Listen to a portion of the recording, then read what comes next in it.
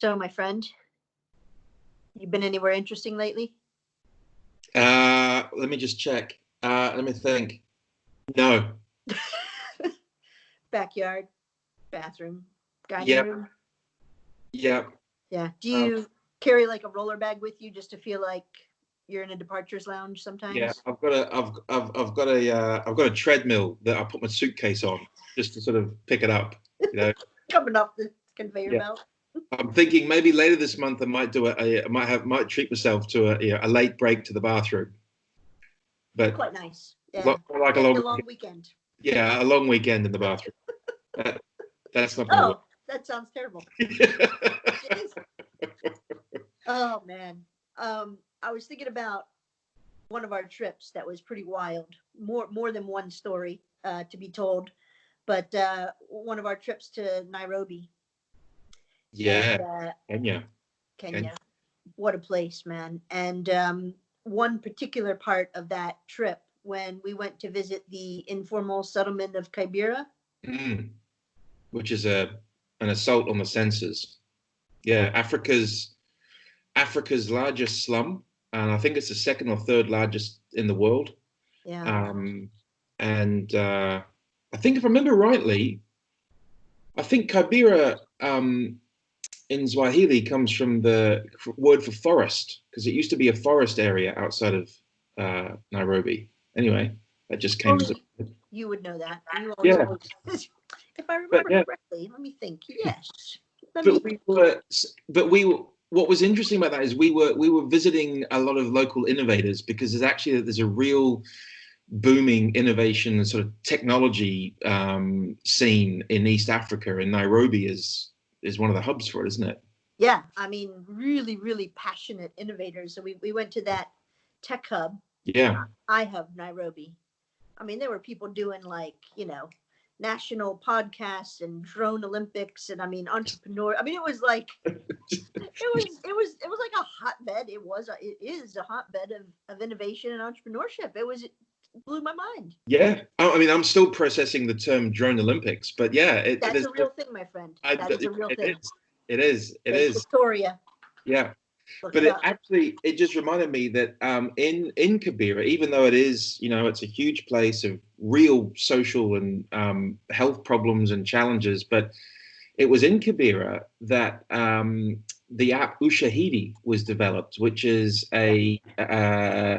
basically a sort of social activism, citizen journalism, geolocation app, which has allowed local communities and local authorities to better map the outbreaks of violence and crime that can happen in some of these areas, but it's also launched off into all sorts of different ways in which information can be shared on mobile technology, which Kenya actually has been ahead of the game on for a long, long time. Yeah, I mean, we talked to innovators that were deploying wireless mesh internet across the slum. They were developing their own Amazon version called Sky Garden. Mm-hmm. With the buy sell. I mean, this is a place that has not only does it not have digital infrastructure, it actually doesn't have any infrastructure. There's no sewers and pipes and water. I mean, it's a proper informal settlement, and yet they've got technology and innovation that's pretty cutting edge. Mm-hmm. So we wanted to go and check out Kibera. So you had to do a bit of legwork to get us in because it's not the place that you just kind of rock up to and be like, "Hey, we're here." Yeah, and that took a bit of negotiating, didn't it? We had to find a guy that knew a guy that knew a guy that said, "Actually, I know the chief," and yeah, I think we made it happen. But you remember we had to have that meeting with the elders before we actually kind of went in, and it was quite formal, and they just wanted to check out who we were and. It was funny. It reminded me a lot of some of the stuff I've done in South Africa, in particular, around some of the communities around there. That sense of there's a phrase they often use in South Africa: when you visit a village, you must greet the chief. And there was that real sense of you got to meet with the elders first, and then they know you're here. Yeah. You're going in with a trusted guy, and you're good to go. Yeah, I got that sense of he wanted to look us in the eye. Yeah.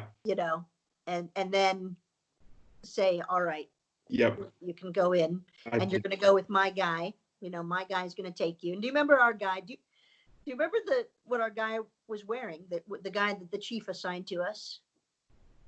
No, for some reason, this sticks in my mind. Maybe because my dad was a postman for a long time. He was wearing a U.S. postal uniform. Yes, he was. Yeah. And you could tell he was so proud of it. Like it was pressed, and you know, like what? Yeah. So our guide in the U.S. postal uniform took us up into the belly of Kibera, and into this rusted gate sheet metal, pulled it aside and said, "Here we go. We enter here." Yep. And we were walking along. Really, I mean, there's open sewers, obviously, and it's there's quite a bit. It's just poverty like you haven't seen before. Yep. But there's just this sense of community as well. You know, they've built, this is their neighborhood.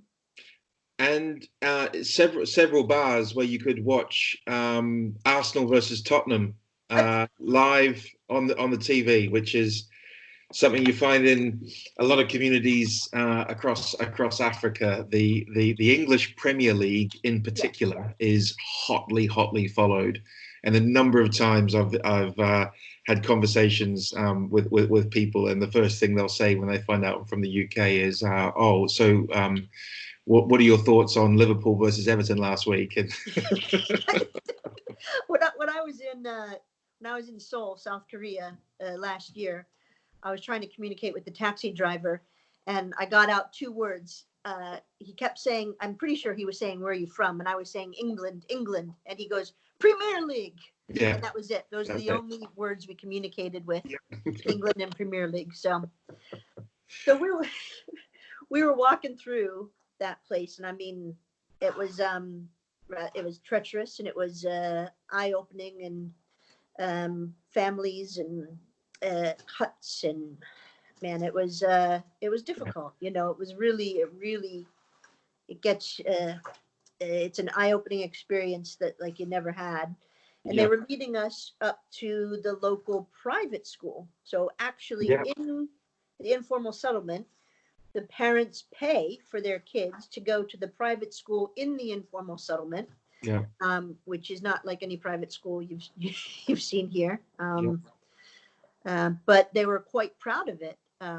You know, kids with uniforms and 4 or 5 different classrooms. They didn't all have walls to them, but you know, different spaces for different classes and ages. And I mean, they kind of welcomed us in this place. Yeah, it was pretty. It was pretty moving, and a pretty charismatic teacher, which is always the way. I just remember though when we were leaving, this is the thing that sticks in my mind is just as we were leaving Kibera, there was a siren that went off, and our car stopped, and everybody got out of the car, and all the people that were walking along the road stopped and observed what seemed like a minute's silence. And I've tried finding out what that was, but I think it was some kind of a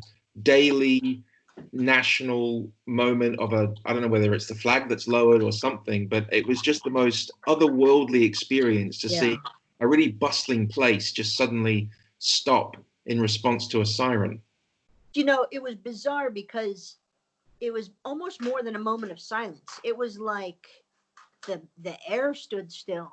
I mean, there's, you know, animals and shouting and motorbikes, and, you know, people are trying to, you know, exchange money for services and all this stuff. And it was just like, we didn't know what was happening, but literally like a switch was turned.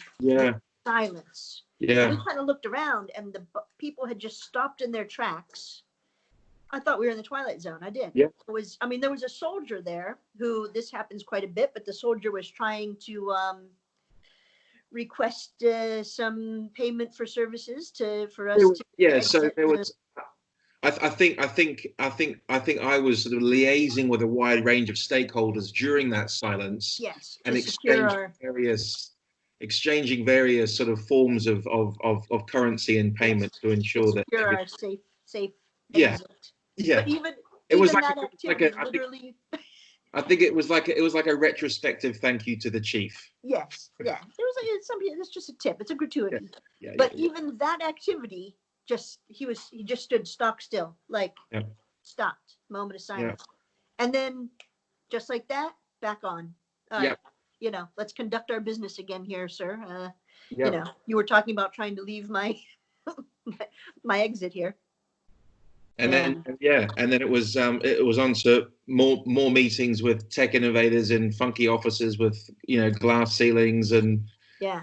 and flat screen TVs and thought showers and post-it notes. And then it ended with back at the Sorova Stanley with a beverage in the bar where Hemingway wrote Yeah. one of his novels. Yep. I have to tell you that, man, that's some crazy shit right there. It's one of those days where you experience everything. Bad.